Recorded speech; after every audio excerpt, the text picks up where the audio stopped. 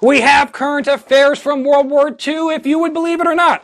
Everybody's familiar with Mustache Man and the schmazzies that went around all of Europe, stealing all the art from Jewish dealers.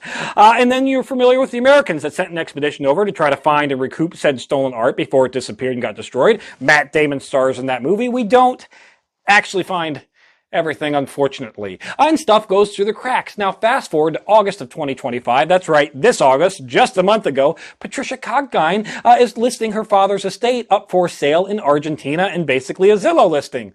And then forgets to take down the stolen portrait of a lady painting that's hanging behind the couch in these photos. That's bad news. Now, how'd that painting get down there? Well, her father, Frederick Cogdine, was the financial advisor to the Mustache Man himself, Anne Goering, and was gifted several art items. And he had fled to Argentina after the war, like a lot of, those individuals did.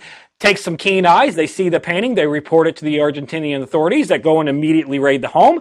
They put Patricia and her husband under house arrest, but the painting's gone. It's been replaced with a tapestry. They then raid other properties of the Cogdine family, and they find 22 other pieces of stolen art, and then their lawyer, trying to cop a plea deal, finally actually gives the portrait of a lady back to the Argentinian authorities. And if you're wondering what happened to that painting now, currently it's in the Holocaust Museum in Buenos Aires, not on display, while they try to, figure out who the actual ownership of it is. Goudsteicher does have one relative that's still, alive, but do you give it to that family member? Do you give it back to the Dutch authorities? Yeah, they're trying to hash it out. Now, as for Patricia, she's awaiting trial for charges on concealment of theft in the context of genocide. So who would have believed that, all this time later, we're still recouping some of that stolen Holocaust art.